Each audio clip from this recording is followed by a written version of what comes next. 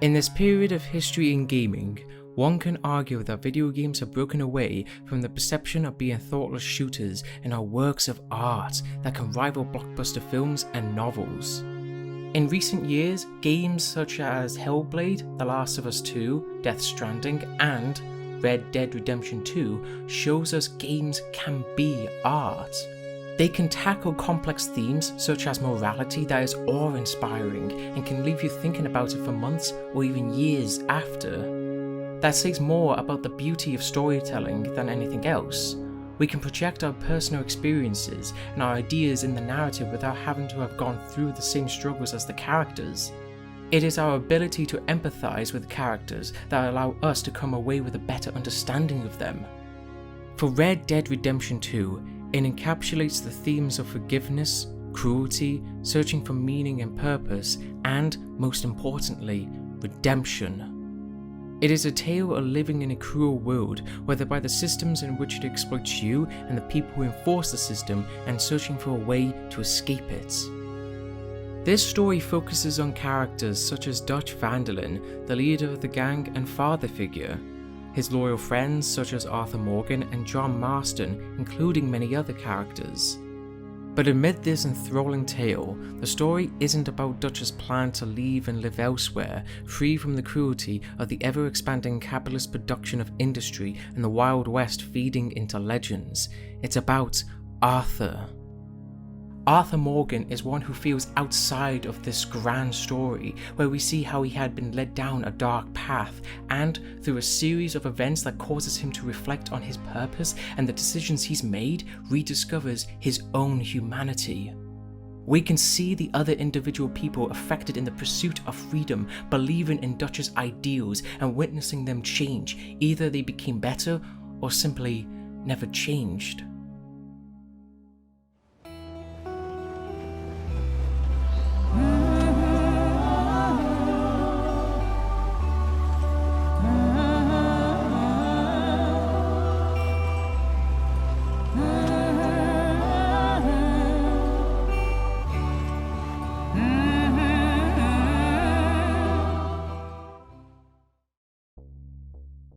In the opening, the Van der Linde gang are perilously trekking through a blizzard to find shelter in the aftermath of a failed bank robbery, forcing them to flee to the mountains. Arthur Morgan returned to the gang after scouting ahead to inform them of a cabin he had found. There the gang rested, mourning the death of one of their friends who died from his injuries. Dutch, in the face of this troubling moment, spoke to them of reassurance. They're still here, breathing and living. He told them that he and Arthur would head out to find supplies, but gave them words of encouragement that, even with them beaten down so badly, to stay strong and to stand by him. Outside, Arthur inquired to Dutch about the robbery and what truly happened. Dutch gestured at some vague idea of Arthur not being there.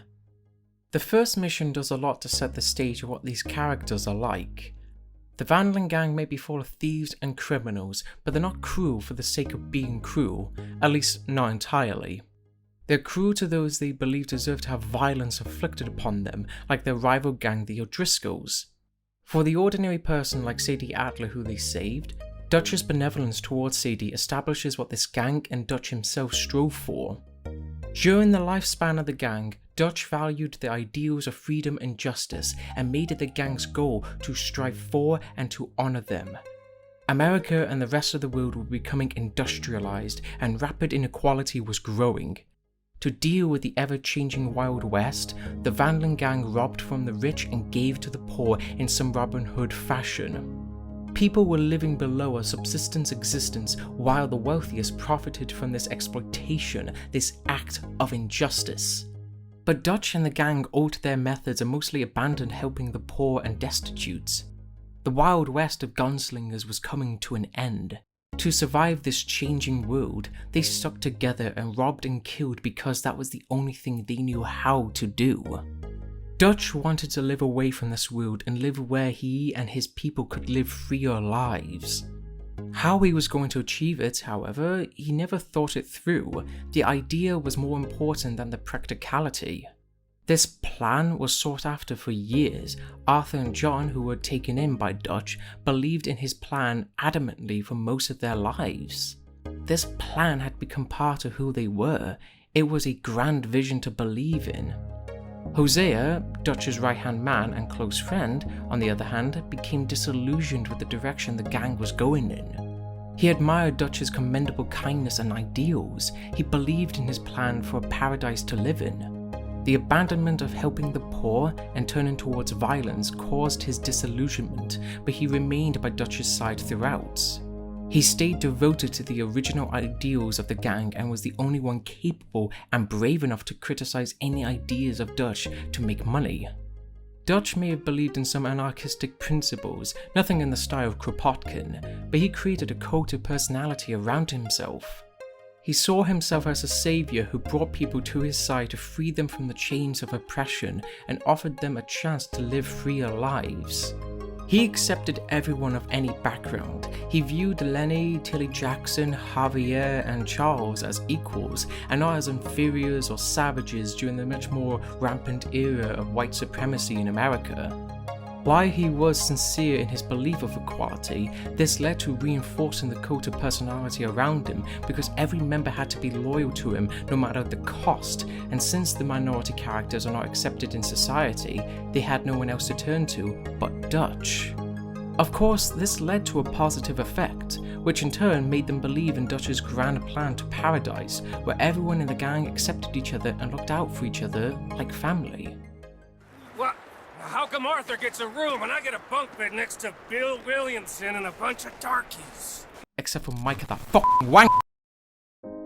Dutch valued loyalty above all. It was how he was able to rally his gang to charge through life or death situations like robbing the bank in Blackwater. It may have ended in complete failure and resulted in the deaths of a few members, but that loyalty remained strong enough and none thought of deserting him. Dutch himself questioned his members of their loyalty and faith in him whenever they objected to some of his ideas. Questioning Dutch made one look like an upstart or doubted his ability to lead, since he had proven before of his capability of leadership when leading them out of dangerous situations like fleeing to the mountains to escape the law. Arthur and John, since they were youngsters, were raised by Dutch and were greatly taught to value loyalty even to dogmatic standards. It's all to ensure loyalty exists and that the gang would stand by him always. Arthur admitted this himself. You know, all that ever mattered to me was loyalty. It's all I knew. It's all I ever believed in. Over the course of the first chapter in the mountains, they successfully overcame the downtrodden state and were able to pull off a train robbery from a wealthy businessman, Leviticus Cornwall, a man who they kept stealing from, and they moved on from the mountains in one of the most breathtaking cutscenes with See the Fire in Your Eyes playing stunningly. In the Horseshoe Overlook chapter, wherein the gang began to rebuild their strength, Arthur was tasked by the loan shark Leopold Strauss to collect debts from desperate people struggling to get by. Arthur was shown to be a little uncomfortable with this type of dirty business, as it was taking money from people who had very little. But he saw these people as foolish to begin with for taking money they knew they couldn't afford back. Whether it's to ease his conscience and ignore the harm he's doing, he carried out these tasks. Interesting side note about the loan sharking. For a gang that prided itself on being like Robin Hood figures in the Wild West, why would they have someone in the gang proudly exploiting poor people? This went against the values they held dear of not being like the business elite preying on the poor in the civilized world. Goes to show how out of line they were with their own philosophy. Besides from that, there was one family in the Loan Shark side missions that played a pivotal role in the story. Thomas Downs, a character seen earlier in the game who intervened in the fight Arthur had at the bar in Valentine to stop him from potentially beating the man to death, took a loan from Strauss and failed to repay his debts. Arthur was sent to his home to beat him to cough up anything to repay them. His family, though, was completely destitute and couldn't possibly repay his debts anytime soon. Thomas's wife, Edith, and their son, Archie, ran out to find Thomas beaten to a pulp, bloodied and gasping for air. Arthur couldn't care whether he nearly beat him to death, nor cared when informed by Edith that Thomas was ill. He only cared to fulfill the end of their deal. Further along in the story, after a few series of events of fleeing further into the countryside, Arthur, Bill, Lenny and Karen decided to rob the bank in Valentine that they were originally thought of stealing. Strauss informed Arthur before they left that Thomas Downs had died and the debt had now been inherited by his wife Edith.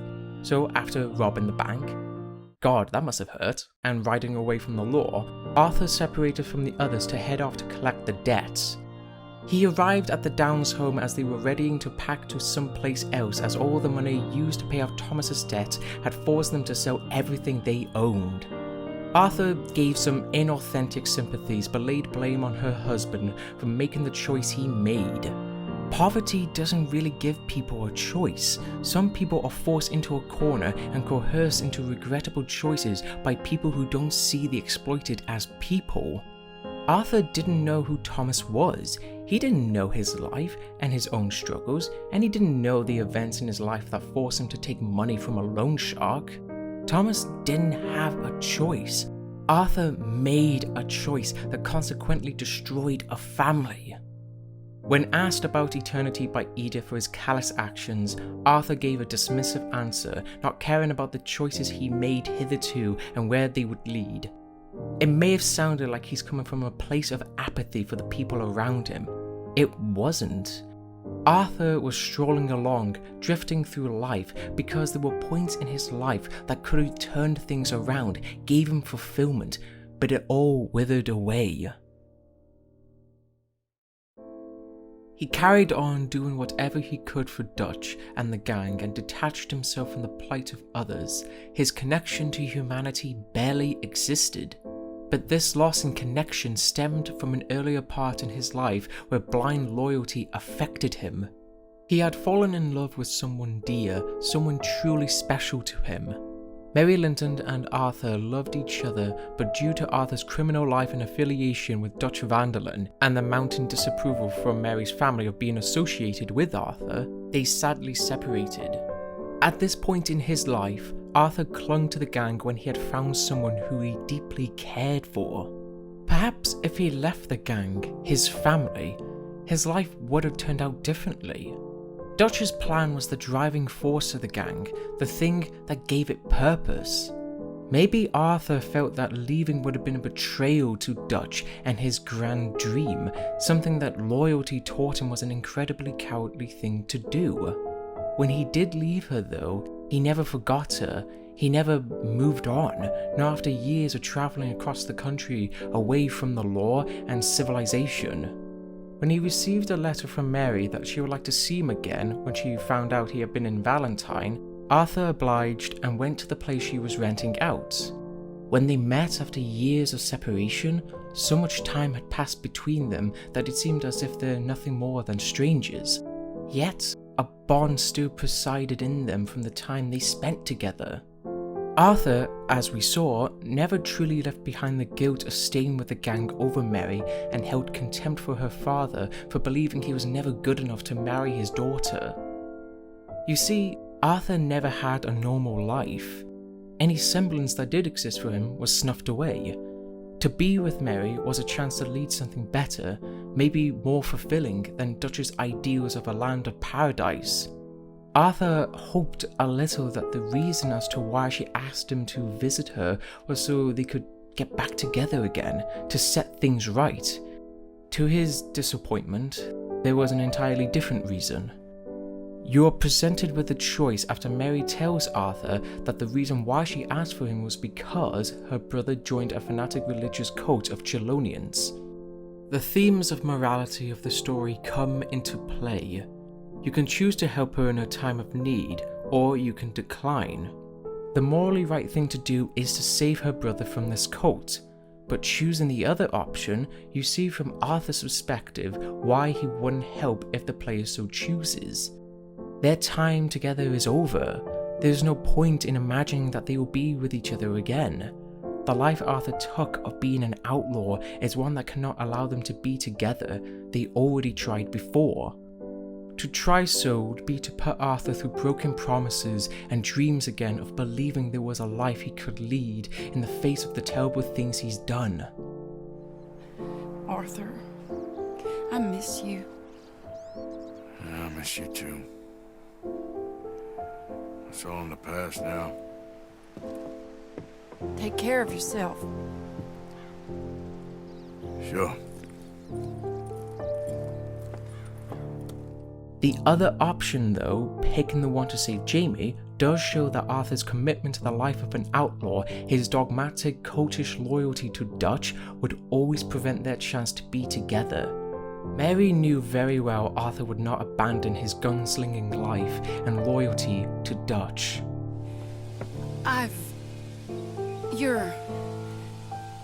Oh, you'll never change. I know that. His commitment to the Wild West, to the land outside civilization, would have prevented any change Arthur could have gone through.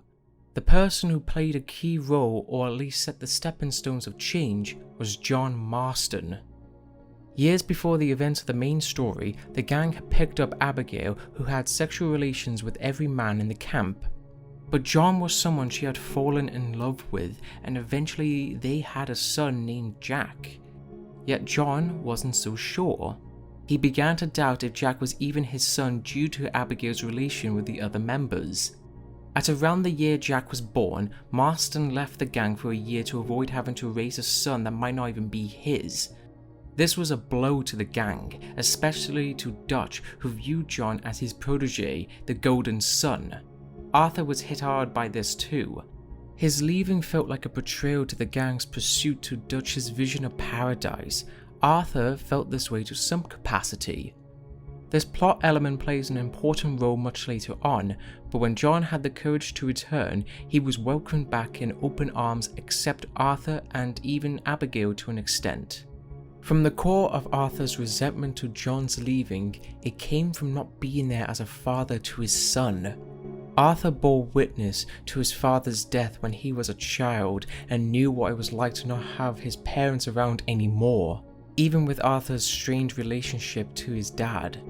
Arthur was angered by John's cowardliness to not take responsibility and to do what was right for his son, something Arthur's father failed to do. John abandoned his family, and Arthur hadn't quite forgiven him for that. Abigail had found someone who she loved after living through years of hardship and having to turn to prostitution to survive in this unequal, patriarchal society. Despite sleeping with most of the men in the Vandling gang, John was one who she gravitated to and wanted to be with. With their son being born, John abandoning her and returning a year later, she still tried to make things work between them, get John invested in their son, and grew frustrated and angered with him all the time. But John felt distant from his own son and didn't bother to try. That was why she relied on Arthur for more personal matters like taking care of Jack. She knew Arthur cared for her, though he cared for her more so than she thought. Arthur confessed in his journal that had she not gone with John, he probably would have married her. The story of Red Dead Redemption 2 introduces these elements and expands upon them through the duration of the plot, setting up these little plot threads and builds upon them with constant new events that shape the characters. These events can be small, feel insignificant, but as the story progresses, they manifest into something truly spectacular at the end. An example here is your first introduction in the small town of Valentine when a stranger, Jimmy Brooks, recognized Arthur as one of the people who robbed the bank in Blackwater that resulted in a complete massacre. Arthur chased him down until Jimmy fell off his startled horse and clung desperately to the edge of a cliff. Arthur had a choice to let him fall to kill any witnesses or save him. Saving him results in Jimmy thanking him and calling him a good man. Arthur disregarded that notion for being a good man, especially the likes of him, which meant nothing. His criminal actions throughout his life led him to believe he was irredeemable. But his actions in the story gave him pause and forced him to reflect on his life and to encourage him to believe there was hope. What he had was a choice to truly make a difference, both in his path in life and the people he cared for. While this one pertains to real-life circumstances, the linguistic philosopher Noam Chomsky gave his thoughts about his optimism for the future of humanity given the kind of creatures we are that I believe explains the character arc of Arthur. Look, you have two choices. You can say, I'm a pessimist, nothing's going to work, I'm giving up, I'll help ensure that the worst will happen. Or you can grasp onto the opportunities that do exist, the rays of hope that exist, and say, well, maybe we can make it a better world. It's not much of a choice. To me, I feel this captures Arthur's own actions and the choices that the player can pursue. Deciding to stay the course will only lead to a bleak ending. Before we discuss that, we must know what transpired over the course of the story. Near the end of the Horseshoe Overlook chapter, Arthur was asked by Abigail to take Jack out to lift his spirits due to John, as Abigail put it, was useless. Down at the river where Arthur took Jack for fishing, they were confronted by two men of the Pinkerton Detective Agency, Agent Milton and Agent Ross. They knew a lot about Arthur, knew he was an orphan and seduced by Dutch's charisma, but they were not after Arthur. Dutch was their primary target. With the cult mentality that had festered and grown from the cult personality of Dutch, Arthur tried to lie to protect Dutch by saying he had not seen him in months. Milton was clearly unconvinced, as reports of the robbery of Leviticus Cornwall's train earlier in the story pointed to a description of one of the people who robbed it fitting the descriptions of Dutch Vanderlyn. Milton offered Arthur to turn Dutch in to be spared from the gallows and be exchanged for freedom. But Arthur did not budge and espoused he had done no wrong, especially that he did not play by the rules and laws of civilization. Milton decided to toy with him that he had heard that same phrase from one of the gang members that did not escape from Blackwater and killed him to really set in how ruthless he was and how willing he was to wipe out all of the Vanderlyn gang. You enjoy being a rich man's toy, do you? I enjoy society, flaws and all. You people venerate savagery, and you will die. Savagely. All of you. Oh, we're all gonna die, Agent. Some of us sooner than others. Good day, Mr. Morgan. Goodbye. Enjoy your fishing, kid, while you still can. As we know, Dutch's philosophy is about rejecting the exploitation and cruelty of civilization. Arthur believed this strongly. The Pinkertons, even the real-life counterparts, represented the things Dutch detested, as Milton and the rest of the Pinkertons were hired by wealthy business owners to wipe out troublemakers like gang members and including trade unionists that would impede on their goal of accumulating capital. The Pinkerton Agency enforced the status quo by maintaining the hierarchy between the poor and the business owners through the legitimate use of violence guaranteed by the state. Arthur returned to camp with Jack and informed Dutch that they were being hunted down by the Pinkertons. Dutch casually asked Arthur why he didn't take their deal, which Arthur shrugged off as being ridiculous. Pondering for a few moments on this new obstacle, Dutch calmly said that they should do nothing about it for the time being. He speculated that they want the gang to do something foolish to catch them off guard and that they must maintain their course of action regardless. Over the years of the gang's lifespan, they remained fortunate enough to carry out their crimes in order to reach paradise that luck carried them through. But the failure of the Blackwater robbery greatly weakened the gang to such an extent that Arthur felt that their luck had finally run its course. Dutch was determined, however. They survived the mountains in the face of certain death and managed to return to their routine of scavenging money. He believed it was an act of inevitability that they would reach paradise, no matter how many setbacks they would face. Later on, Arthur joined up with John and Valentine for a job to collect money. They head off to steal sheep from a shepherd to attempt to sell them off back in town themselves. The buyer became suspicious that they were stolen and decided to offer a deal at a lower price to keep his silence. Despite Arthur's intimidation, John diplomatically bargained a better deal and Arthur had to accept the new offer. They both headed up to the bar and met up with Dutch and Herr Strauss. Arthur dropped in at the end of a conversation where Strauss expressed his stance on compromises and not to deal in absolutes. Strauss and John then headed off to ensure they got the end of the deal for the sheep. As they both drank to their good health, someone Hosea warned not to underestimate yelled outside for Dutch. Vanderland! Get out here! Get out What here the now! hell? Vanderland! You don't know me, but you keep robbing me! My name is Leviticus Cornwall. I am not a man to be messed with by the likes of you! Get out here before I have these men killed! Leviticus rode off to leave his man to handle the situation.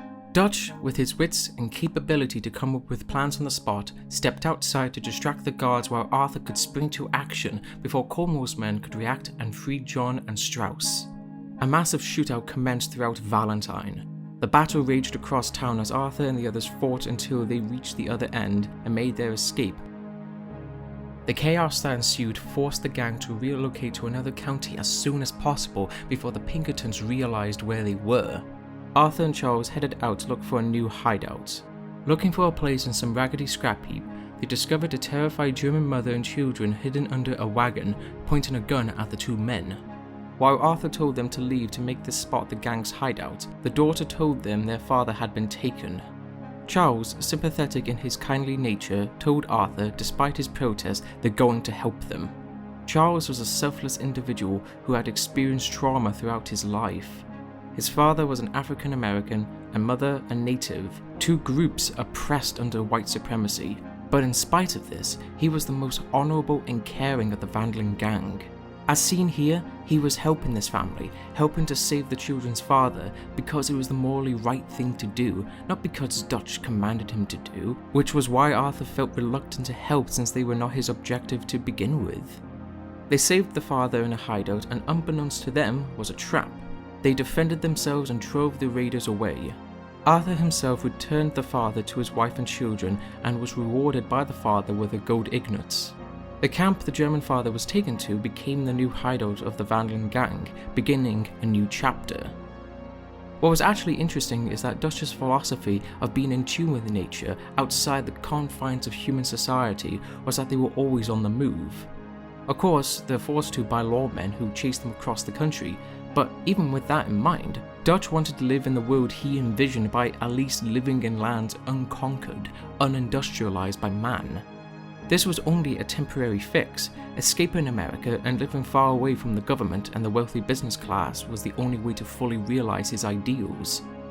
In the mission The New South, Dutch spoke to Arthur of the peculiarity of ending up in this part of the land where battles during the American Civil War took place. His father served the Unionists and died in Pennsylvania. Arthur had heard the story of Dutch's father numerous times from him, probably from his lofty speeches to inspire and insulate the group.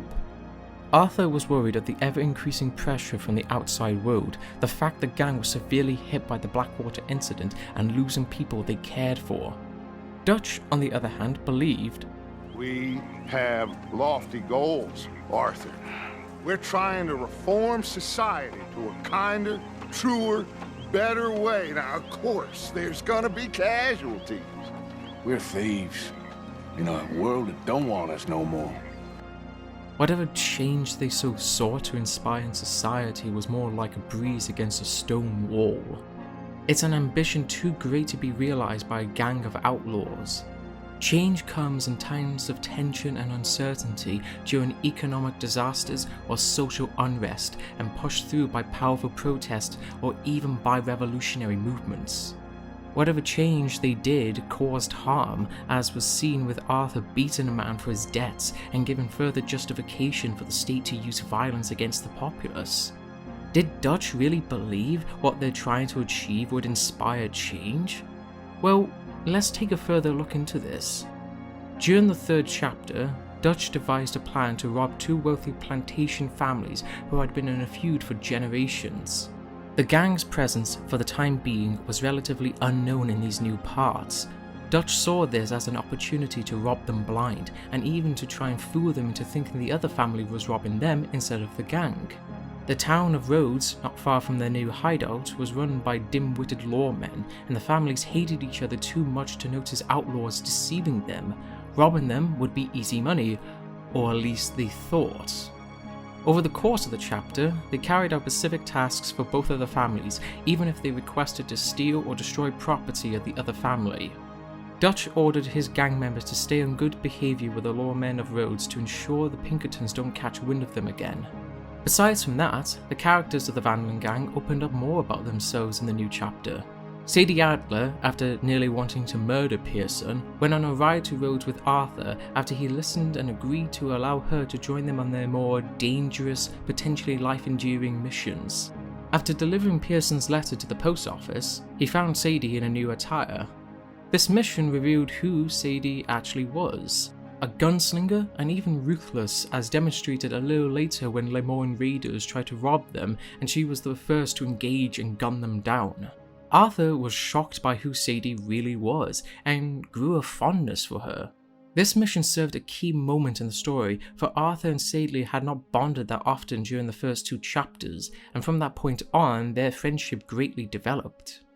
Near the end of the chapter, after continuously agitating the families without them knowing that it was the gang who was stealing and destroying their property, or so the gang thought, in the town of Rhodes, Arthur met up with Micah, Bill and the Irishman Sean.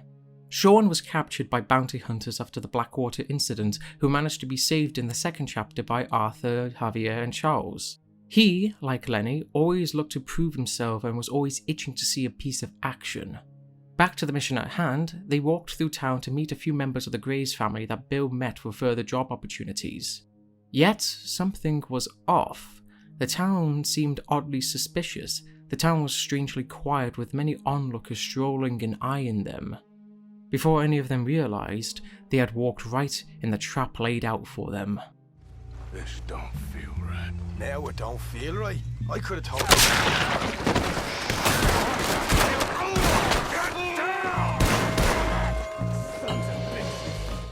The shootout was intense, but Arthur and Micah gunned down their attackers and headed to the sheriff's office to deal with the lawmen.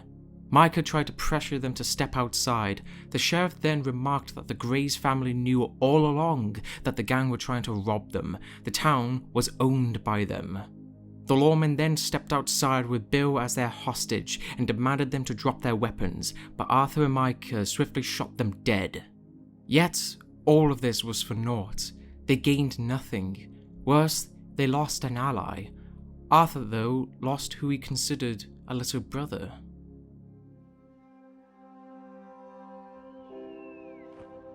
He was like an annoying little brother to me. What fun we had riding together. What a goddamn mess we are making of things. It was bad luck after bad luck. Whatever progress the gang made, there came a step back. The Blackwater incident, the death of a few members, pushed further east, and now Sean's death, but it only got worse from here. Upon Arthur's return to the camp, he found the others gathered around Dutch's tent. Dutch asked Arthur whether he had seen Jack. Abigail, in distress, asked the same to Arthur. Hosea suspected that Jack may have been taken by the Braithwaites.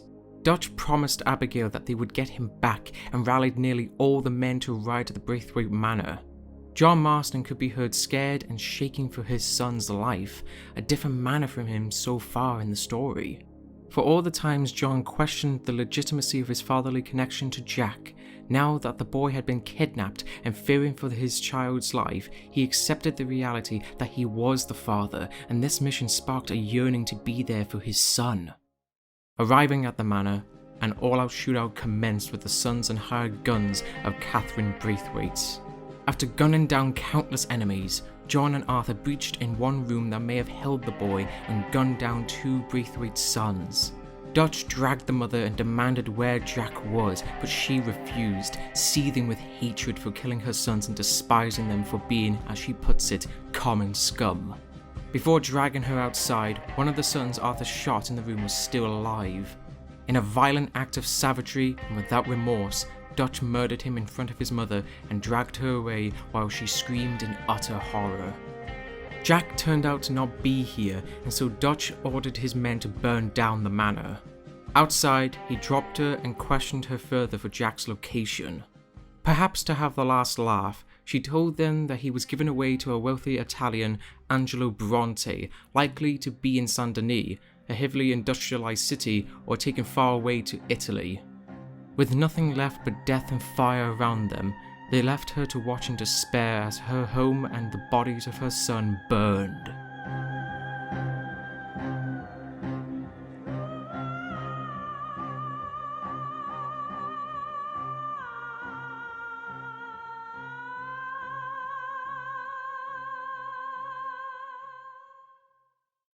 In the morning, Arthur, Dutch, Hosea, and John sat around the table discussing what they needed to do to save his son. Dutch was proud of John handling himself and reassured him that Jack was unlikely to be harmed, believing he was taken to scare them. Arthur felt killing the Braithwaites gained them nothing. Dutch, though, didn't feel the same. They did it to survive against people who sought to wipe them out. With so much violence and activity the gang stirred up in the region, familiar faces were bound to find them, and so they had. Hey, Dutch, we got a problem. Not a problem.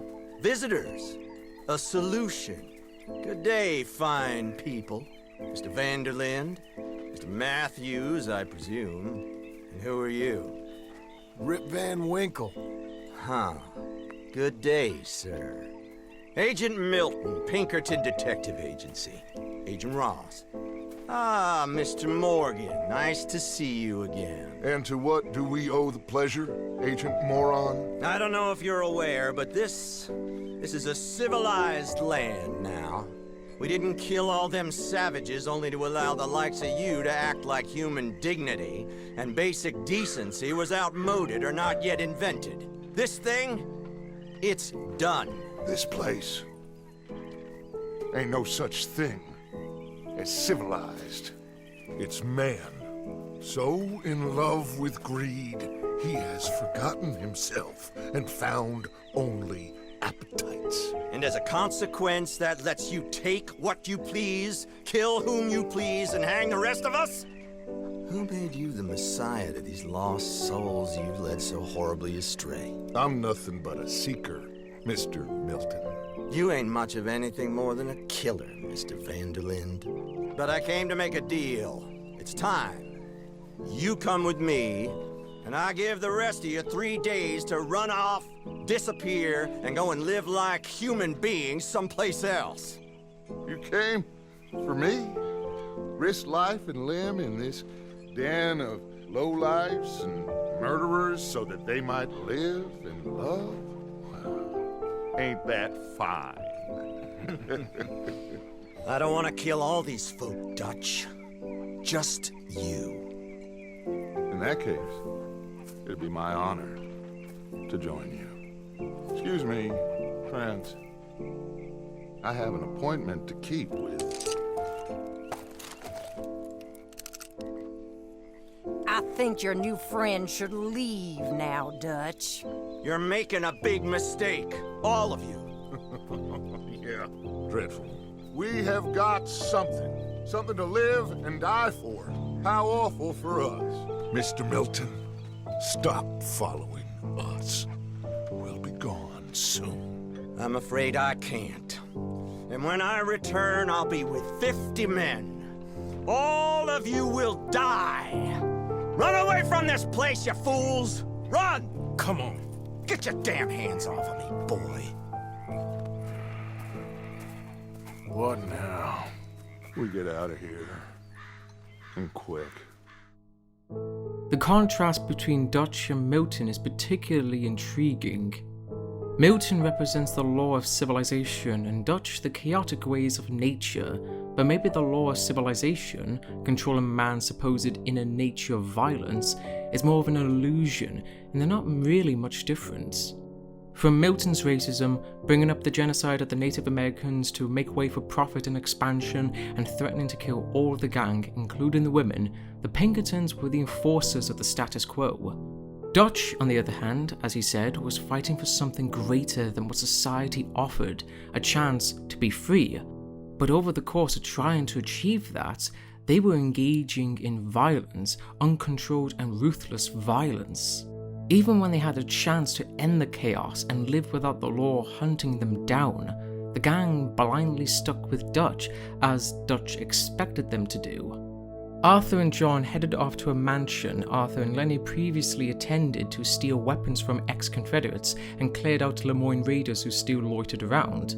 When they had done that, the gang moved in, and later Arthur and Dutch rode off to the city of Saint Denis to begin the 4th chapter of the story. Relatively soon, after Arthur got bullied by kids to find out any leads, they found where Angelo Bronte was, and Dutch, Arthur and John headed on over there to confront him. Arthur warned that if there was going to be a shootout, Jack was likely to be killed. Dutch, on the other hand, casted away the notion of going guns blazing and instead aimed to charm him. Though, in Dutch's usual fashion, he pointed his gun at the guardsmen outside to bring his boss out. They were escorted to the living room where Angelo was reading a book. Dutch asked why he took John's son and even threatened to shoot him and all his men. In Dutch's defense to nearly causing a shootout that he told Arthur they weren't going to do, this ploy merely acted to charm Angelo into admiring Dutch's courageous and humorous persona. To be compensated in returning Jack, he tasked them in clearing out grave robbers, which Arthur and John successfully managed. Jack was given back to them, and they rode straight to their new camp. Dutch informed Arthur they were invited by Bronte to a party at the mayor's place.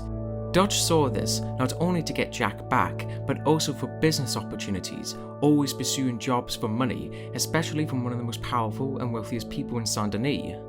When they returned to camp, Abigail ran to her son and gratefully thanked Dutch and Arthur, but awkwardly blanked John. As John and Arthur were left alone together as all the others gathered around to celebrate Jack's return, John, despite the antagonism between them, thanked Arthur for helping to bring back his son. Arthur, for the first time in a long while, was brought down to a sympathetic level with him. Afterward, with a few missions completed or so, Dutch, Arthur, Bill and Hosea attended the party. They met Bronte and his friends on the balcony looking down on the guests of high society. The scene delved deep into the character of Bronte. Sitting on the balcony looking down at the guests was a demonstration of his power and wealth, and the guests were terrified of him. Bronte himself despised all of them, including marginalized people like the natives, mocking their plight and struggles. Before Dutch tried to depart from Bronte's company, Bronte casually insulted them, which Dutch clearly was offended by, but managed to simmer his anger down and went along with the joke. Bronte then brought up that since Dutch was looking for ways to make money, he spoke of a trolley station filled with cash. Soon after the gang left the party with the information they had acquired, the trolley station was Dutch's next target. During the 4th chapter, whether before or after the trolley station robbery, another letter was sent to Arthur by the love of his life, Mary, asking him to see her again as soon as possible. Despite telling Arthur to his face that he would never change and give up his criminal life to be with her, she fully knew Arthur would always be there for her in her time of need. Though once they were reunited at the hotel, a brief mention of her dad clearly indicated her situation involved him, the person who thought so little of Arthur. He felt utterly foolish for coming and decided to go back, but Mary begged him to help her. I know Daddy was not kind to you, but surely you cannot hate a man for the sin of loving his daughter and wanting better for her than me? Than the choices you make. What choice did I have? Did I ever have? Oh, I know. You had to live by your code. But your code is... it's not right. Has your way been right, Mary? With you? And Jamie joining a bunch of crazies? And hypocritical daddy with his drinking and whoring and gambling? Huh? Is that what a pure life has gotten you? Begging me for help? Oh, Arthur. Be kind to me. Please. Sorry.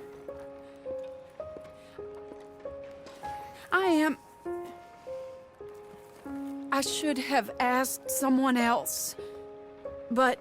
But I'm the best guy you know at frightening decent people. It wasn't that I didn't love you, Arthur. You know that. Oh, Arthur.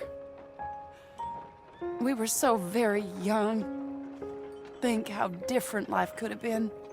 Yeah, I think about it. A lot. It all seems so long ago and far away now. Will you help me try to save Daddy? Choosing to help her, they confronted her father and followed him to see where he was heading. They found him selling a brooch that belonged to Mary's mother. Arthur chased down the man Mary's dad sold the brooch to and retrieved it by whatever means you choose. Upon returning to Mary, he returned the item and they both walked to the trolley station as Mary was going to take a ride there. Another decision is presented as Mary figured that they should have fun together like they used to have and head to the theatre. This makes very little difference in the story, but the performances are worth seeing purely for the well done animation. After the performances, at the trolley station, Mary spoke to Arthur about whether it was too late for them to carry on what they had going for each other when they first met. She wanted to believe, against what she already thought of him, that Arthur could lay down his guns, cast aside his gang life and be with her. Arthur, though, told her what he needed to do, what needed to be done. He desired to see Dutch's vision fully realized, and it was within their grasp. Money, the very thing they sought, was the very thing stopping them. One more job and Arthur believed he could be free and give them the chance to be together.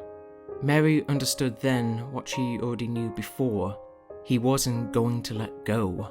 No matter how long she would wait, he wouldn't wait for her. Boarding the train, she gave one last glance to the man she always loved, and Arthur waved her farewell. Later, Arthur met up with Dutch and Lenny preparing to rob the trolley station. Dutch seemed excited by this prospect and anxious. He presumed robbing the station would give them just enough to leave forever and take a boat to somewhere like Australia or Tahiti. The location didn't matter to him. He was rushing to end their criminal life and reach paradise already. The trio masked up, burst in and held everyone hostage.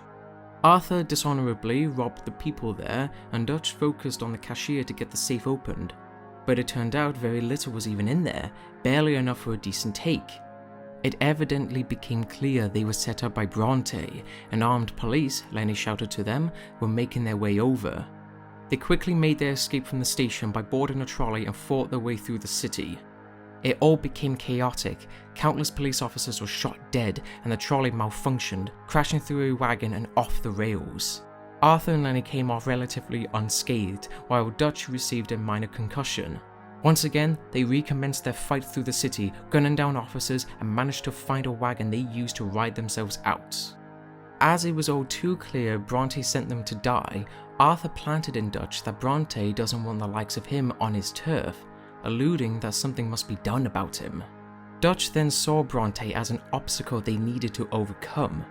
Hosea reported beforehand there was a bank in Saint Denis that they could rob from, a score possibly big enough to allow them to leave, but since Bronte's influence had seeped into all corners of the city, he had to be taken care of.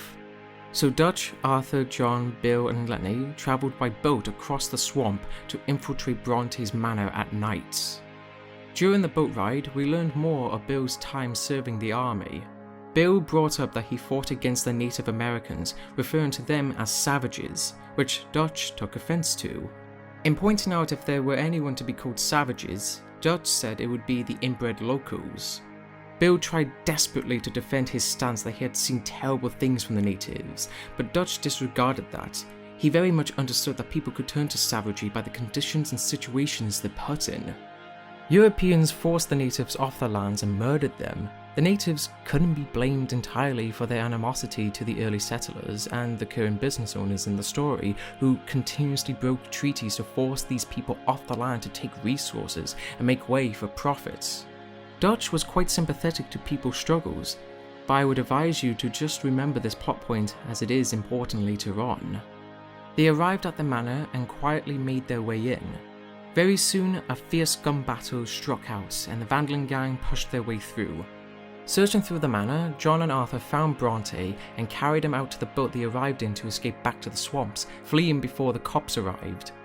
Beyond any help from his men and under the gang's capture, Bronte began to mock his captures, belittling them for their insignificance, while people like him sat in an ivory tower, controlling an entire city. He then attempted to prove to Dutch that his men were not truly loyal to him and bribed the others $1,000 to kill Dutch. None of them budged and stayed behind Dutch. That was the power of Dutch's cult of personality. They were like cult followers, eternally loyal to their master and couldn't be bribed to turn against him. It frightened Bronte and made him see for the first time in his life amidst luxury and power that he was powerless to control people and was under someone else's control. Dutch, filled with hatred and disgust for men like Bronte, angered that he was lied to and nearly sent to die, grabbed him by the neck and drowned him. The gang stood in shock for Dutch's malice and pointless cruelty, but did nothing to intervene. Once he stopped breathing, Dutch threw him over to feed him to the alligators in the water, adding another layer to Dutch's out-of-control violent behaviour. Even John didn't know what to say. He was taught by Dutch to not ruthlessly and without reason kill people. Arthur was taught that revenge was a fool's errand. These values that Dutch embedded into them were tossed to the side, and this moment was completely outlandish for him. Jesus. Part of your philosophy books cover feeding a fella to a goddamn alligator, Dutch. The part that covers weakness. That part. I don't know. Well, I do. It ain't nice. I know it. But it is us or him. I figure it might as well be him.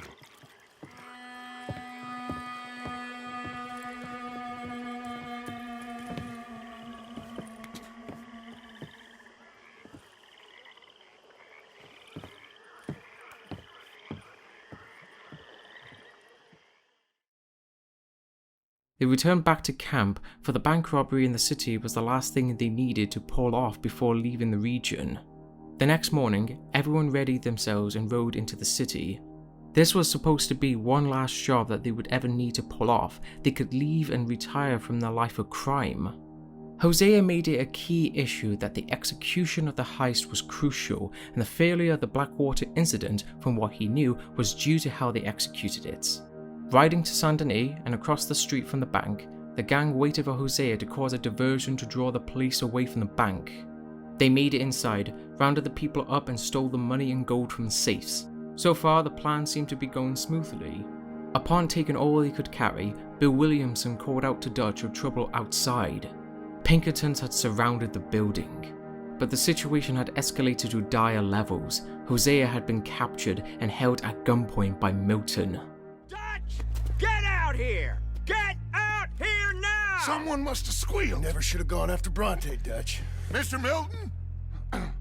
Let my friend go! Or folks, they are gonna get shot unnecessarily! Your friend?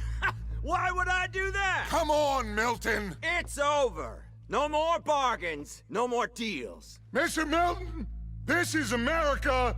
You can always cut a deal. I've given you enough chances. Come on!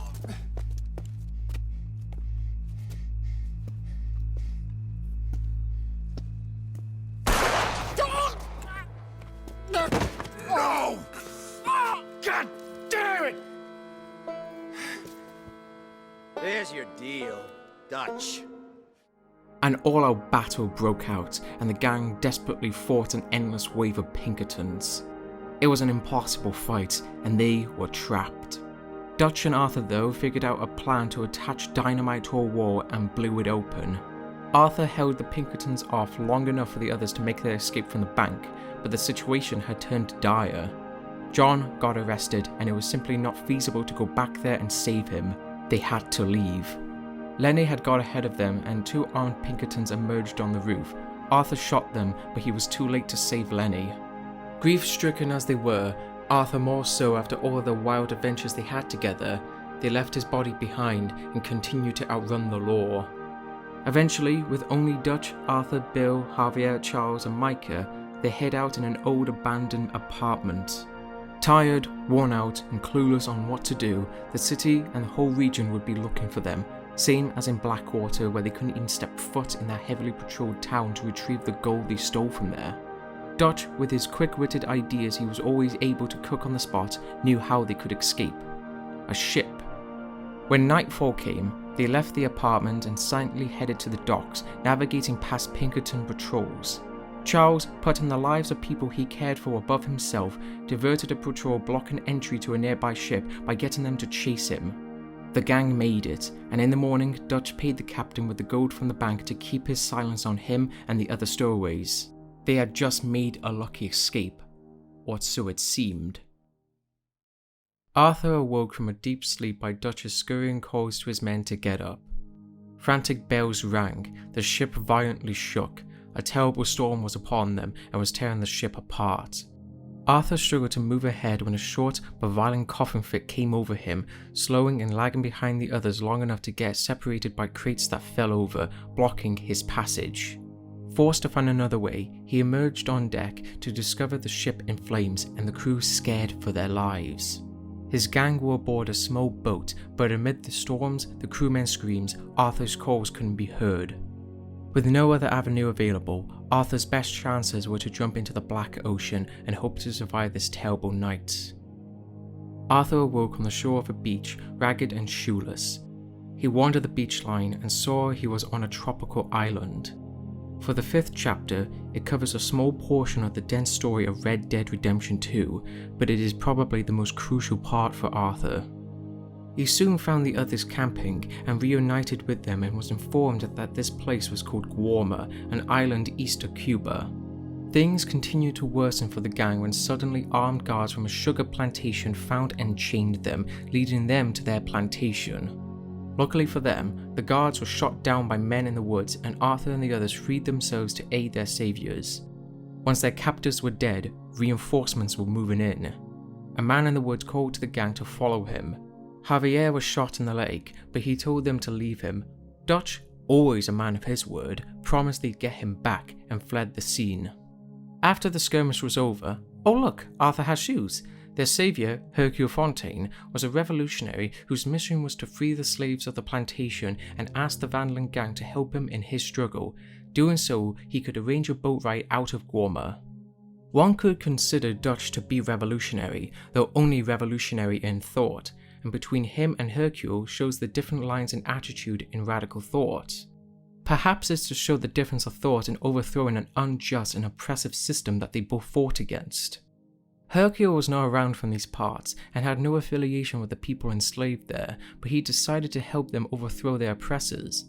Dutch, on the other hand, did almost follow Hercule's lines in helping the less fortunate, but later abandoned them in pursuit for his own desires for freedom.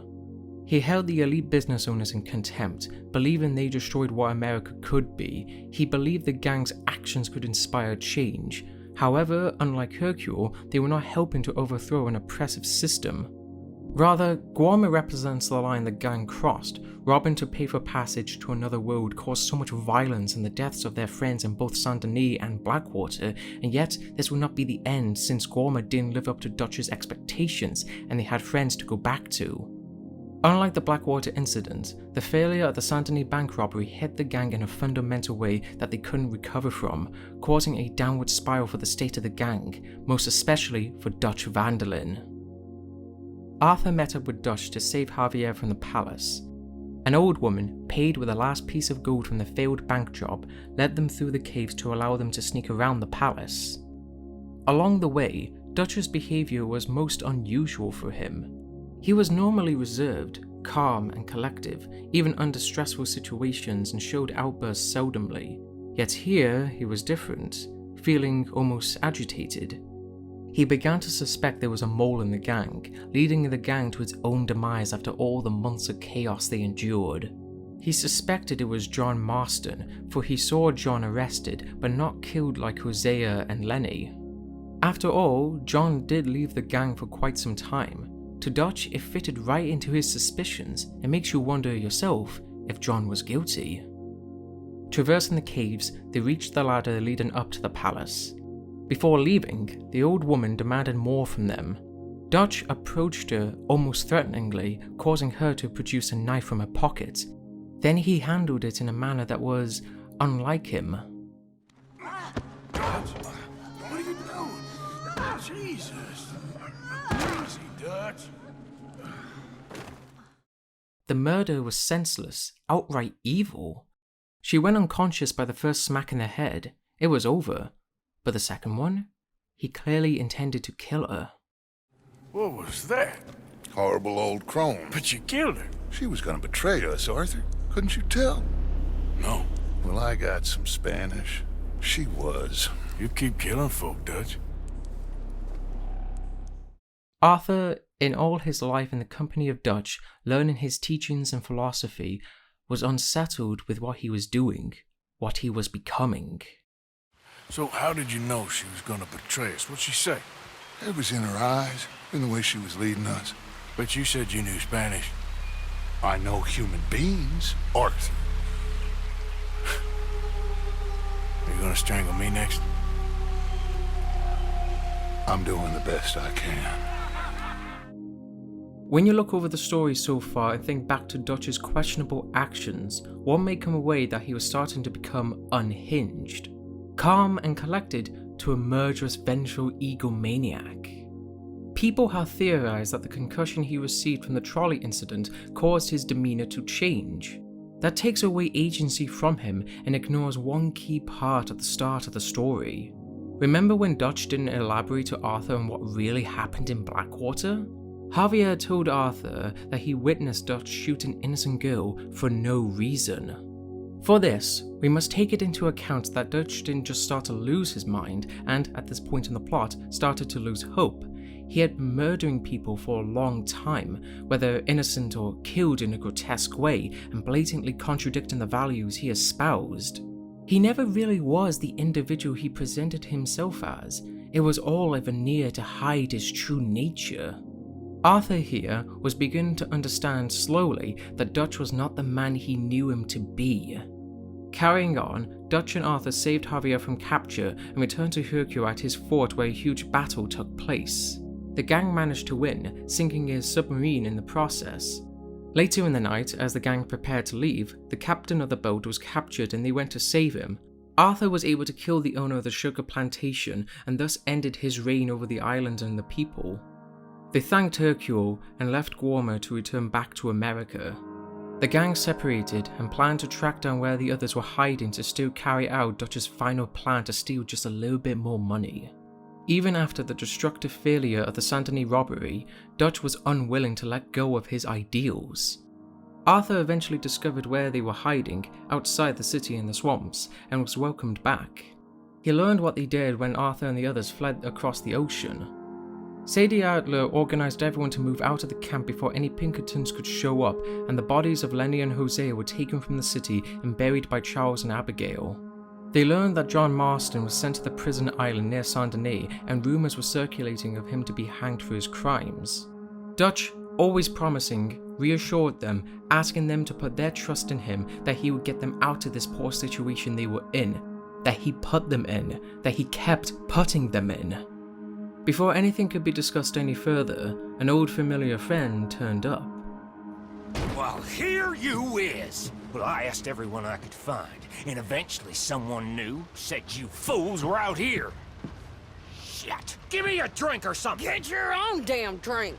In our absence, Mrs. Adler here has been looking after things. Now sit down. This is Agent Milton with the Pinkerton Detective Agency. Already? On behalf of Cornwall, Kerosene and Tar, the United States government, and the Commonwealth of West Elizabeth. Here we go. We are here to arrest you. Come out with your hands up. Give them to a count of 5, then give them everything. Actually, let them have it. Arthur and Sadie, in an onslaught of gunfire, crawled out from the cabin to sneak up behind them and redirected the fight back to them.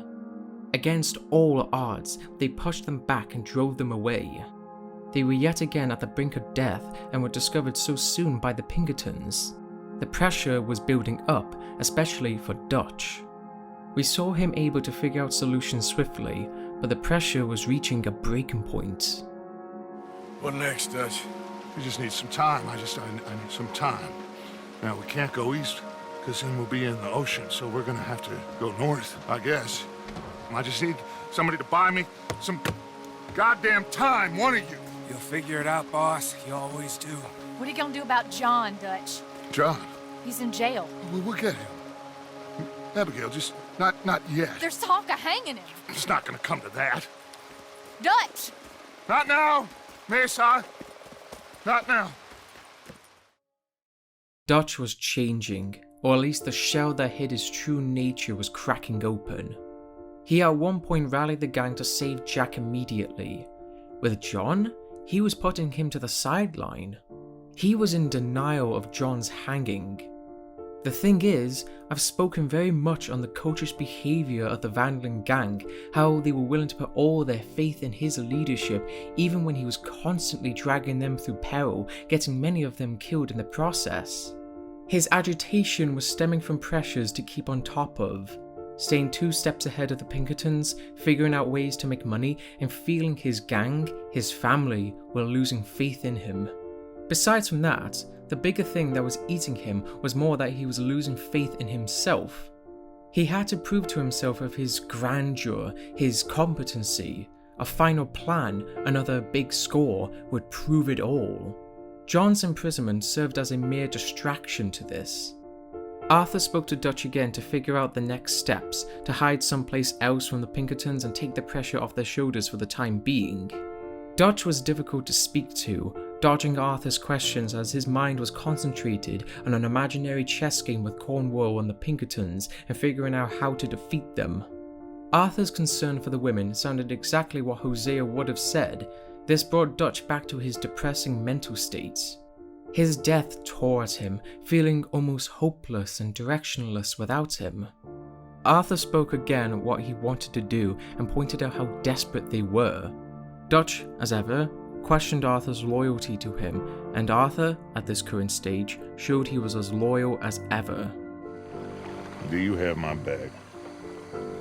Always, Dutch. He then brought up Dutch's murder spree, how cold-blooded they were, that went against everything he stood for. Dutch deflected it by telling him that he knew a place where they could hide. Arthur gave up trying to speak to him on those personal matters and asked Charles to come with him to find this new hideaway. They travelled further into the mountainous countryside and reached the location Dutch suggested, a cave, the very thing Arthur told Charles that Dutch would never hide in. Kinda shows how far he had changed. The cave belonged to violent, animalistic marauders, Murfrees, who kidnapped people in the middle of the night and dragged them to their caves. Arthur and Charles cleared out the cave and found a lady caged up. They freed her and Arthur rode her back home, which was not far from the cave. Bringing her back to her mother, Arthur never presented himself as a hero who heroically ran in to save her. He told her what happened, that he was just some man who stumbled upon her. He can be offered money by her mother, which Arthur can decline. When he was about to leave, he saw a woman being chased by some stranger to her home. Upon seeing her face, Arthur recognized her to be Edith Downs, the woman he made a widow for beating her husband to repay his debts. It was fairly obvious that she had turned to prostitution in order to live. The terrible living conditions she and her son were in were because of Arthur, and he knew that. He knew what he was responsible for. He returned to their new camp, and just as they were setting things up, a bombshell was dropped on them. Molly O'Shea, Dutch's lover, returned to the camp drunk, who Uncle found in Saint Denis. She told them she was the one who told the Pinkertons of their heist in Saint Denis. She wanted them to kill Dutch. Throughout the whole story, she and Dutch were slowly drifting apart, and she became worried for him, noticing how he kept ignoring her, caused by the mounting stress of failure and setbacks. Out of everyone, even before Arthur, she noticed Dutch was different. After claiming she told the Pinkertons, Arthur tried to calm Dutch down after he pulled out his revolver, telling him she wasn't worth it, but any more that could have been said, she was shot by Susan. Her death signified the line they couldn't recover from, the perpetual decline of the gang, cementing hopelessness and distrust in everyone, establishing the 6th and final chapter of the story.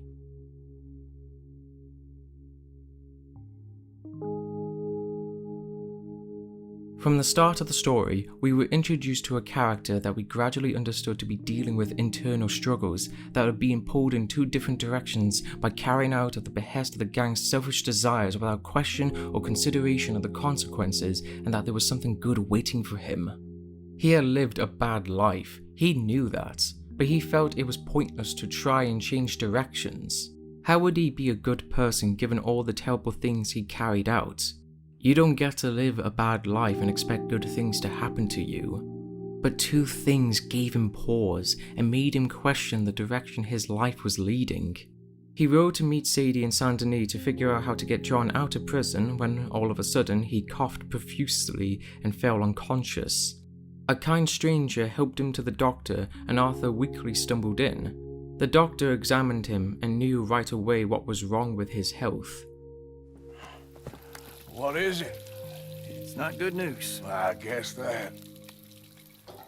You got tuberculosis. I'm really sorry for you, son. It's a hell of a thing. What you mean? You're real sick. It's a progressive disease, and you'll be... Now, the best thing is rest, and getting somewhere warm and dry, and taking it easy. Now, is that possible? He left the clinic and walked around in the streets, reflecting on moments in his life. It wouldn't be getting gunned down or hanged, living the life of an outlaw that his life would end on, having control over his own fate. It was a disease that would slowly and inevitably kill him. Nothing could be done to stop that. He was powerless and left with the knowledge that he only had a short time in this world, a short time to do things.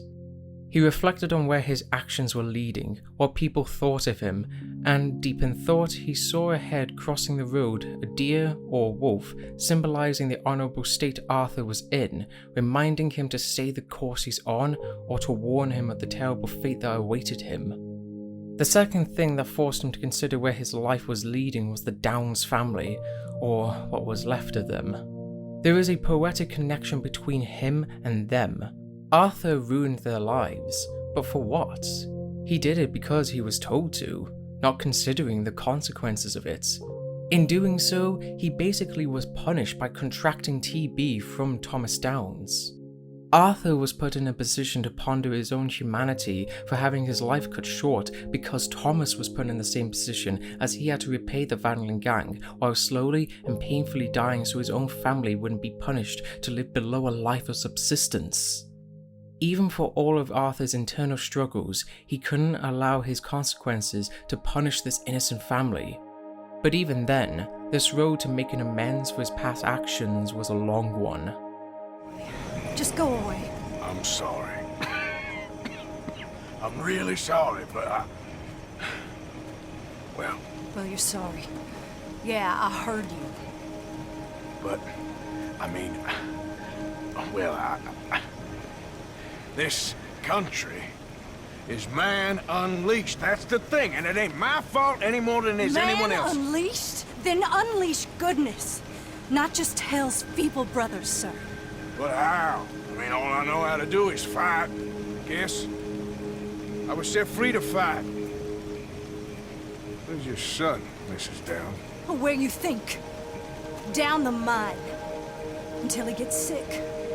Which won't be long, given how hard they work him. See, foremen don't like him, so he gets the worst of it. Maybe I could go... Well, maybe you could just leave us all alone. Maybe you could just go fight some other battle. Arthur was trying to seek forgiveness, but for Edith, the damage was done. She could never forgive the man who got her husband killed and put them where they were. What could be done then? Arthur couldn't give platitudes of regret. He had to do more to set things right.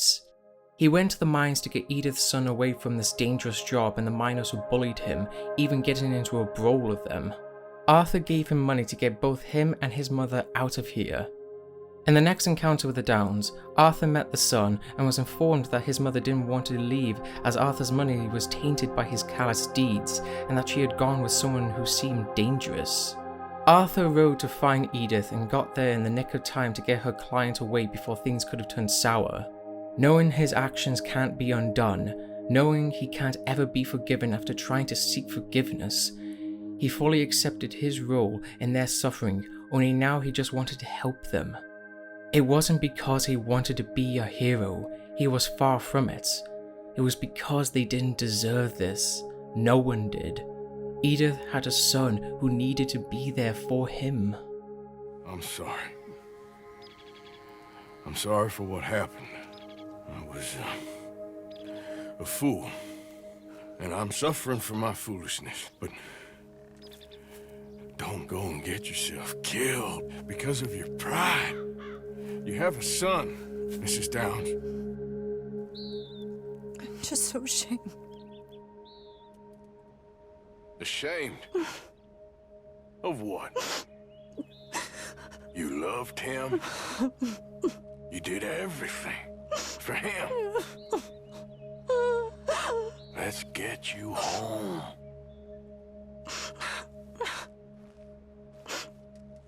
All right. Let's go. He took her back to her son and convinced them to take the money, telling them he didn't want to be thanked, even when Archie did thank him. Arthur learned something truly valuable when helping the Downs family that didn't fully cement in his mind until a little later in the story, that one person can make a difference in people's lives by small acts of kindness. The same can be said about cruel acts which can destroy people's lives, but a simple act such as giving money to destitute people can change their lives for the better. However, Arthur never went out his way to be cruel to them for no good reason. He did it on behalf of the gang. His loyalty prevented him from questioning his actions, but was shaken by the change in the gang, mainly Dutch's cold-bloodedness. He questioned his loyalty when he saw what loyalty had brought, the suffering he caused to others and the suffering he caused to himself. Arthur and Sadie, against Dutch's judgment and straining loyalty, went out to rescue John from prison. Returning back to camp, Dutch was furious that they went behind his back. He supposedly had a plan. Everyone was meant to hinge on any plan he conjured up, but they didn't, which made out they no longer had faith in him. Even when John pointed out they were talking of hanging him, Dutch, ignoring the real possibility of that, said it was just talk. They was talking. They was talking. And now they may come and hang us all.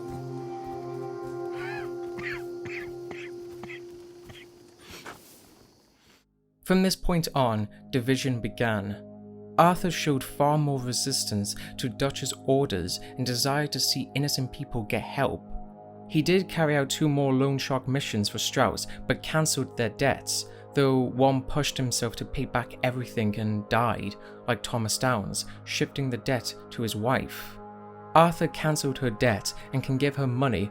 Of course, this could never undo what the gang did to her. I'm sorry, ma'am. I really am. Distraught and finally had enough of causing misery to people, Arthur kicked Strauss out of the camp after exploiting desperate people for far too long and bringing shame to them. Arthur just wanted to help people with the limited time he had in this world. This made his relationship with John stronger. They shared the same experiences and both became disillusioned with Dutch and the road the gang was going down. No longer was there animosity between them. They stuck together as the gang was slowly turning hostile to them for not having faith in Dutch anymore. Unblinding loyalty led to the deterioration of the gang, of those who remained loyal and those who lost faith. As the story continued to unfold, Arthur saw the gang was not going to last and would soon fall apart. Their ambitions lasted for a good many years until it reached only a decline. But even so, Arthur, despite all of the years of service to the gang which caused his problems, was still pressured into helping them. He aided Dutch and Micah to deal with Cornwall in the only way they knew how, in the marketplace of ideas. Oh. Okay, seriously however, Dutch didn't care about solving their problems in the most diplomatic way with Cornwall. It was all pretend so he can outright kill him. Soon after, He, Dutch and Sadie headed to Saint Denis to ensure Dutch's rival, Cornwall Driscoll, was hanged, as with many times in the past, his members saved him before his execution. Besides from Dutch rattling on how Arthur lost his loyalty, setting the stage that he was losing his grip on everything and his own sanity, they managed to succeed in their goal and fled from the city. Upon Arthur's return to camp, Tilly handed him a letter from Mary. What she wrote was a foreseeable outcome, but yet it was something he was heartbroken by. My dear Arthur, you never showed up.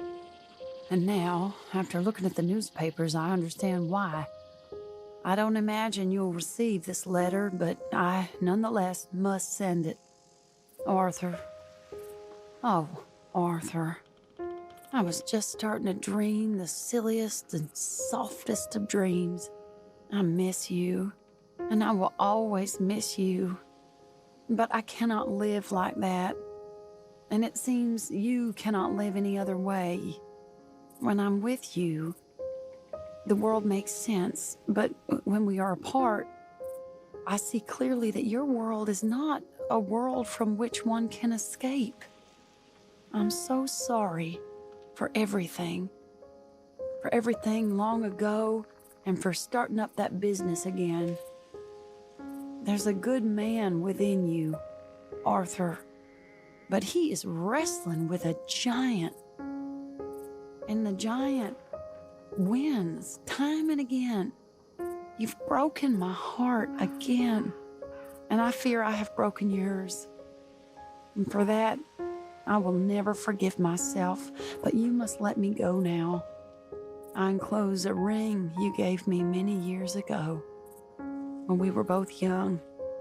Not because I don't like it, but because I care for it far too much, and it reminds me too much of you. I hope one day you will find some people in love who can use this, for it kept me thinking of you all these years, and I hope by returning it to you, I can finally be free. Goodbye, Mary. No matter what Arthur did, the life he always wanted was never going to happen. He could do good things, but it couldn't redeem him. It couldn't change the bad life he led. It couldn't change what people would remember him for. Deep inside, he genuinely loathed himself and felt hopeless. At some point, Arthur and John set out to rig a bridge to blow up to serve as a distraction for the army to pull off Dutch's grand plan. They both discussed how Dutch was losing it. They saw he was no longer the wise man they believed him to be, and was more invested in causing mayhem for the sake of it. Arthur gave John advice that he had been feeling for quite some time. I feel like you should take your woman and child and get lost. Do you? You could give something to Jack. It's that or... Well, I don't see no way out of this. But what about loyalty? Be loyal to what matters. Arthur didn't really give a strong reason for why he was telling him this. Rather, he said he appreciated John for doing it, make him feel better about himself. After accomplishing their task, they spoke more of what they should do. Arthur told the truth of their loyalty, which was something I showed earlier in the video. What about loyalty to everything? You've been loyal. I've been loyal. Look what that caused. You know, all that ever mattered to me was loyalty. It's all I knew. It's all I ever believed in. Well, not anymore, John.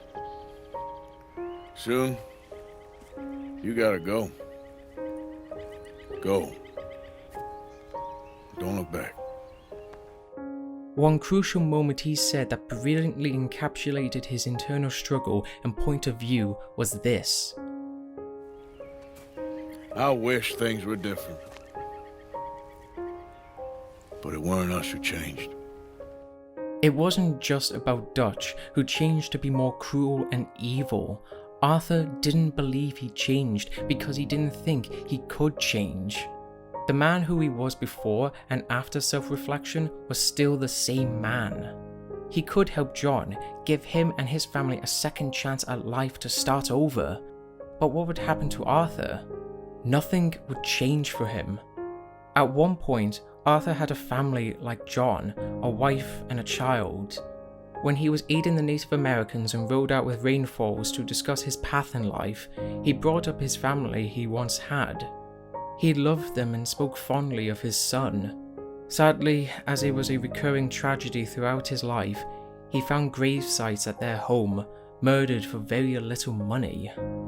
It changed him, hardened him to the harshness of reality, realizing, as he said, you don't get to live a bad life and expect good things to happen to you. Arthur could see his life in John, see him with the family he once had before it was taken away from him, and lost all shred of hope that his life would get better. But in a mission where he and Charles tried to see a peaceful resolution between the American government and the natives, which failed as they were going to betray and accuse Captain Monroe, the man trying to help the natives, of treason. They fled the scene and Monroe was forced to leave. As Arthur was left alone, a sister who he had met and spoken to of his troubles in an optional side mission greeted him. Arthur confessed that he was dying from TB from beating someone. This cutscene showcases Arthur at his most vulnerable in front of someone he barely even knew. I've lived a bad life, sister. We've all lived bad lives, Mr. Morgan. We all sin. But I know you. You don't know me. Forgive me, but that's the problem. You don't know you. What do you mean? I don't know, but whenever we happen to meet, you're always helping people and smiling. I had a son. He passed away. I had a girl who loved me. I threw that away. My mama died when I was a kid. And my daddy, well, I watched him die. And it weren't soon enough. My husband died a long time ago. Life is full of pain. But there is also love and beauty. What am I gonna do now? Be grateful that for the first time, you see your life clearly. Sure. Perhaps you could help somebody. Helping makes you really happy. But I still don't believe in nothing. Often, neither do I. Huh? But then I meet someone like you, and everything makes sense. You're too smart for me, sister. I guess I'm afraid. There is nothing to be afraid of, Mr. Morgan. Take a gamble that love exists and do a loving act. What this did for Arthur changed his sights on his own life. Maybe all he could do is help someone, and that might not be a bad thing. Maybe he could die happy, knowing he did everything he could to do the right thing and help those who needed help, those who didn't deserve to live a bad life forever because they got wrapped up and pressured by other people's misdeeds. Arthur saw John had the life he wanted to lead, which made him desire to see John live to see it. Before the final heist, the gang aided the natives in their struggle against the US Army, which Dutch saw as an opportunity to exploit their dire situation to draw eyes off the gang and onto the natives. While the chieftain of the tribe, Rainsfalls, knew his people were powerless to fight back against industrialized society and only wanted peace for his people, his son, Eagleflies, who had enough of the oppression, gathered all the men to ride to war with the Vanlin gang alongside them.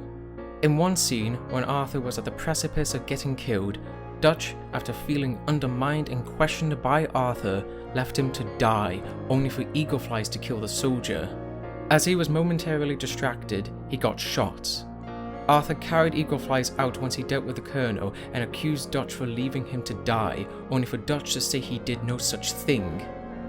This finally sealed Dutch's descent to absolute absolute ruthlessness and callousness. It had reached the point where he was fine to leave his friends, his own family, to die if they became a hindrance to him. The destruction left behind destroyed the tribe and caused the death of Rainsfall's only son, all stemming from Dutch using their plight for his own gain. His own philosophy, helping the most vulnerable in society, was cast aside. The real Dutch Vanderlyn was revealed to be a monster. As all this was over, Dutch worked out the finer details and was ready to execute his final plan. Many people had left the gang of their own volition. Dutch called them cowards for turning their backs on him after everything he did for them. Arthur knew they didn't want to die because of Dutch's recklessness and suicidal goals. He then begged Dutch to let John and his family go their separate ways, looking for the most diplomatic way out. Dutch clung to the idea they had to escape the country, all of them, to truly be free. In doing so, he was doing what was right for them. This talk had been on replay constantly. One big score, the final score, one more move and they won. It was delusional. Arthur saw that. Once more, he begged him to let John, his family, and the rest of the women go, insisting it. Dutch, taken aback by Arthur questioning his better judgment, saw that Arthur was no longer his loyal, obedient, mindless drone, and that John had some part in this. Since he suspected it was him that ratted them out to the Pinkertons, he hid his clear anger by agreeing to Arthur's plea. The gang, what was left of them, rode down to Saint-Denis with tension high in the air. Arriving at the destination, they expected the train to stop in the city, when instead carried on through, forcing them to still carry on and alter the plan, risking everything even further. Nothing was going according to plan. Instead of sneaking on, they fought their way on. When they were reaching ever closer to the stacks of money, John was shot and fell off the train. Dutch fell back to get John, and Arthur stayed behind to gun down the reinforcements. After warding them off, Arthur and Sadie made their way up, blew a hole in the carriage and stole the money. In just the nick of time, they jumped off before the train tumbled off the tracks and crashed down in the waters below. Dutch and Micah returned and informed them that John was dead, that Dutch really tried his best to save him. Horrified and heartbroken, Arthur thought he failed to get the one person he thought deserved a good life. His family was still alive. He knew he could still do right by them, though he knew he had to break the bad news to them. They rode out before any patrol could find them until Tilly, with Jack, rode to them and told them Agent Milton had taken Abigail. Micah told Dutch just to let her go, and he willingly went along with it, despite Arthur's protest. Even though Dutch preached about loyalty and protecting their family above all else, he was letting them go, just as he did with Arthur. Disgusted at Dutch leaving Abigail in the hands of Milton, Arthur and Sadie decided to head out themselves and save her. Before leaving, he handed Tilly the bag of money and stacks of bills so she could start her life over again. She realized that this was Arthur saying his last farewell to her, and he asked her to take Jack away someplace safe while they went to get back his mother. Arthur and Sadie arrived at Van Horn, and Arthur raced to the top of the lighthouse to snipe out Pinkerton agents to allow Sadie to reach Milton. As soon as she breached through where Abigail was, she got knocked out by two agents who were waiting for her. Leaving him no other choice but to confront them himself in such a weakened state, he fought his way through and killed the two agents standing beside Abigail. As soon as Arthur was about to untie her, Milton emerged with a gun pointing at him.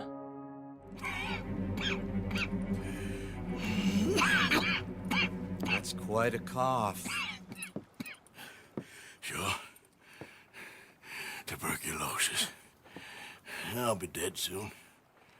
And you with me, Mr. Milton? You'll be dead, sure. But I'm gonna be just fine. We offered you a deal, Mr. Morgan. You should have taken it. I'm a fool, Mr. Milton. Not all you boys have quite so many scruples. Old Micah Bell? Micah? You mean Molly? Molly O'Shea? Sweated her a couple of times, never talked a word, had to let her go. Micah Bell, We picked him up when you boys came back from the Caribbean. And he's been a good boy ever since. Okay. Okay.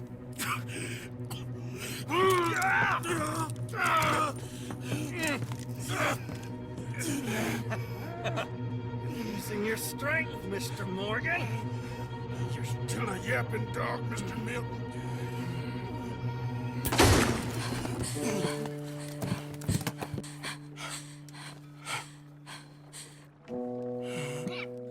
Horrible man.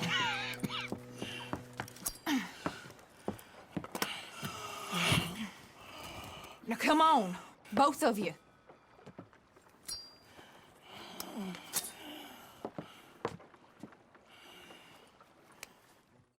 Once safely away, and with the terrible truth he now knew, Arthur, closer to death than ever before, told Sadie and Abigail to go and that he needed to have a chat with Dutch and Micah. Before leaving forever, Abigail handed him the key to Dutch's stash of money that they were planning on taking from him. Facing death, Arthur donned his iconic hat and rode to the camp, remembering along the way of his encounters with strangers who he hurt or helped in their time of need. Remembering Mary, the woman of his life, Edith Downs telling him that he had to decide the person he wanted to be for the time he had left in this world. There was so much he wanted to do, so much he could have done to amend past things, but it was too late for any of that. But in this final moment at the edge of his life, however, he made the choice to be a better person, did everything in his power to do that. That's all anyone could do under the circumstances he was facing. Only just to burn. That's the way it is. That's the way it is. After this powerful moment, he arrived back and confronted Micah, spilling the beans of his betrayal in front of Dutch. Unexpectedly, John emerged back in camp, injured but alive against the words Dutch said of his fate. He left him to die, but he claimed there was no other choice. Dutch disregarded everyone to cling to Micah, afraid everyone was no longer an ally. Even when Micah shot and killed Susan Grimshaw in front of him, he demanded who was still on his side. Before it could escalate any further, a swarm of Pinkerton agents crept out of the woods and surrounded them, allowing Arthur and John to escape through the cave and out on the other side. Arthur told him that his family was safe. John thanked him, calling him a brother. They got on their horses and fled as Dutch and Micah were firing away at them. But there was nowhere to go. The whole area was surrounded by agents. Their horses were killed and they had to run up a hill to escape further gunfire. Arthur could choose to go back for the money or help John. Since John didn't care about the money, Arthur decided to help him continue running. Arthur's condition deteriorated. Foreseeing the end of his life was near, he had to stop. He knew he couldn't go on. No, I think I've pushed all I can. Come on, you go. We ain't got time for this, not now. We ain't both gonna make it. Go. Now, I'll hold them off. It would mean a lot to me. Please. There ain't no more time for talk. Go. Arthur. Go to your family. Arthur! Get the hell out of here and be a goddamn man. You're my brother. I know. I know.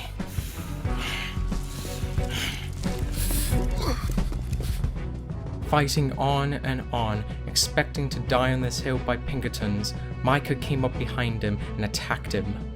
It seemed Micah had the upper hand and started beating down on Arthur's face until he was thrown off the cliff, Arthur along with him. A climactic, bloody and vicious fistfight took place between them. Arthur used every last bit of strength left in him as his TB was killing him until both were beaten badly. A gun laid not far from Arthur's reach. He desperately crawled, and as he was about to reach for it to kill this rat, Dutch intervened and ended their scuffle. Exhausted and dying, he told Dutch Micah was a rat, that Dutch deep down knew it to be the truth.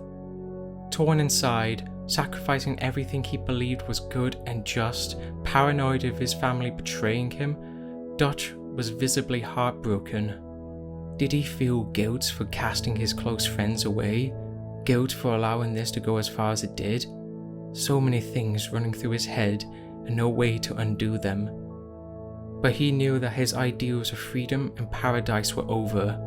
So when Micah pleaded with him to follow him, Dutch simply walked off to leave behind the life he led only to misery. Come on!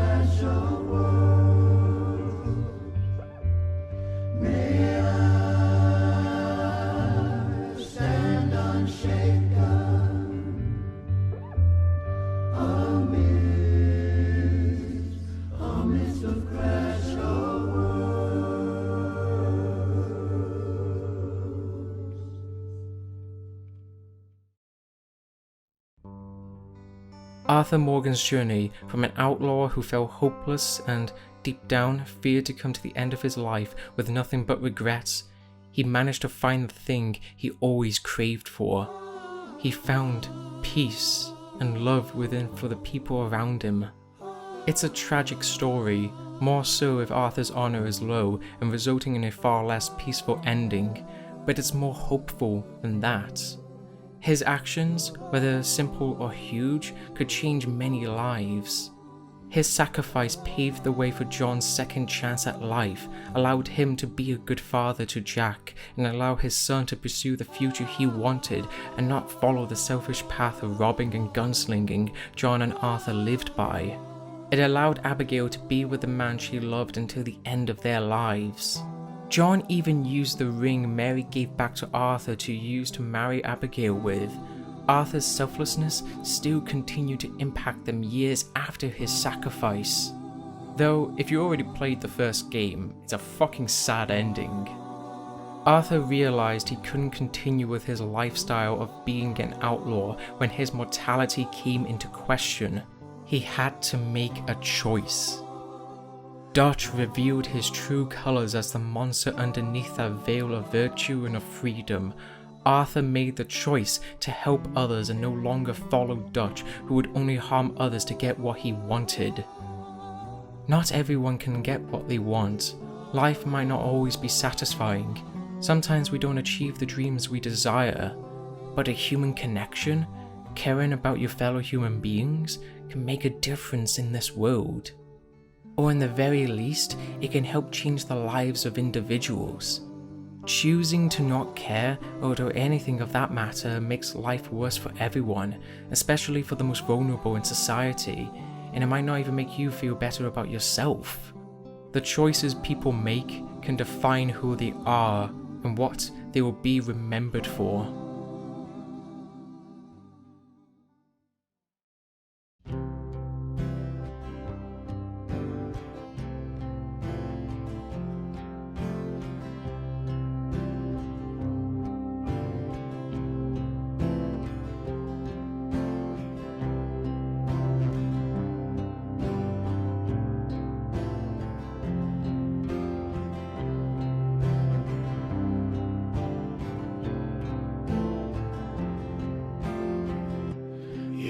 Upon a dead man's gun, and you're looking down the sights. Your heart is worn and the seams are torn, and they've given you a reason to fight.